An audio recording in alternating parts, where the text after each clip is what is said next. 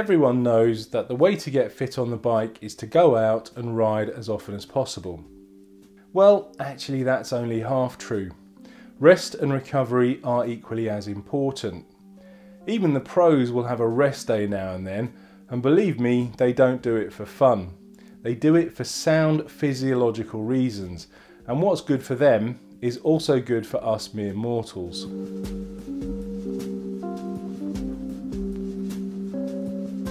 When I first started club cycling, somebody told me that your last ride is only as good as your recovery from it. Up until then, my training strategy had been to go out day after day, riding as hard and as fast as I could. Not surprisingly, I soon became very tired and didn't really get any fitter or faster. Ah, the eagerness of youth.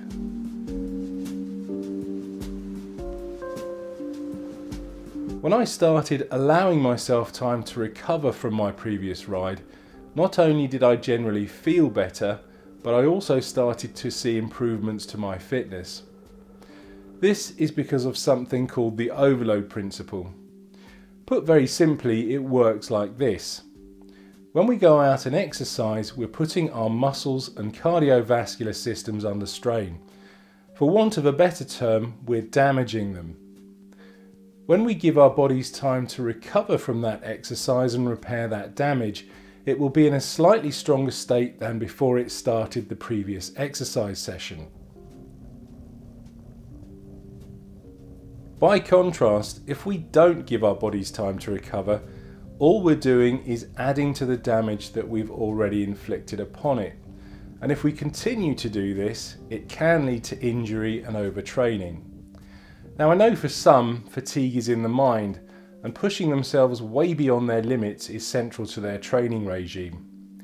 There's no doubt that a certain amount of overreaching can lead to amazing fitness gains, but as much as I love Yenzi, you can only say shut up legs for so long before you'll have no choice and eventually do what they tell you.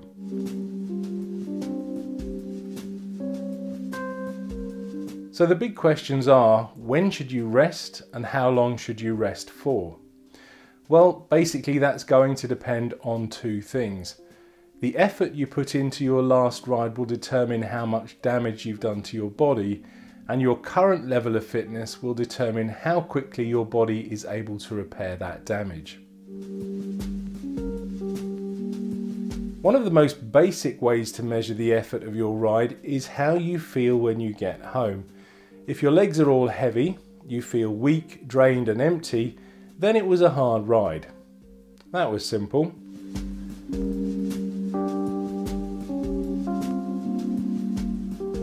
Alternatively, if you want something a bit more scientific, you can always use heart rate.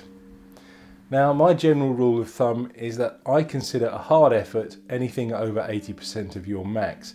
So for instance, if you've gone out and ridden for 1 hour and 30 minutes of that was over the magic 80%, then I personally would say that was also a hard ride. But obviously you will also need to take how you feel into account.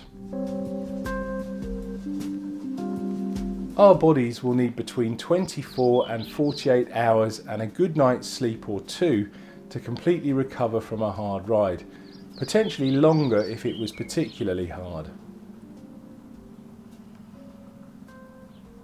Yes, I know the pros will go out and regularly ride 200-kilometre stage races day after day, but they're superhuman.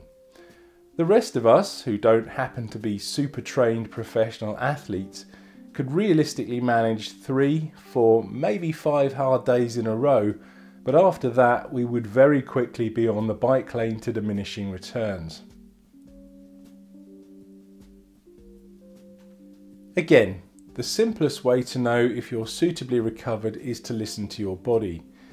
Do your legs feel like they wouldn't mind going for a ride, or do they still feel like they want to fall off?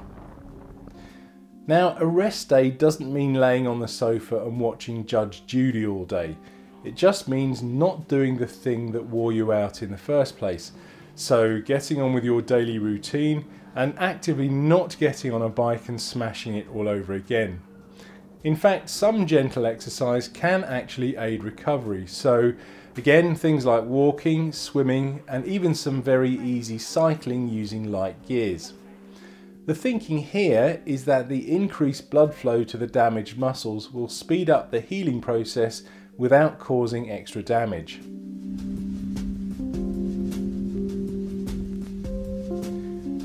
Now, if you ignore your body and continue pushing it, you will eventually reach a state of overtraining.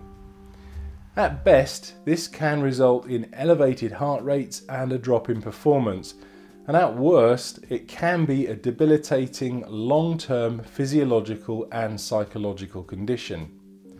If you find yourself in this horrible place, you'll have no choice but to take an extended period off the bike and have the inevitable loss of fitness that goes with it. But it's so easily avoided by simply taking a day off now and then. So if you found this film useful, please like and share, and if you'd like to get the most out of your cycling, please consider subscribing for my regular weekly uploads. Thanks for watching.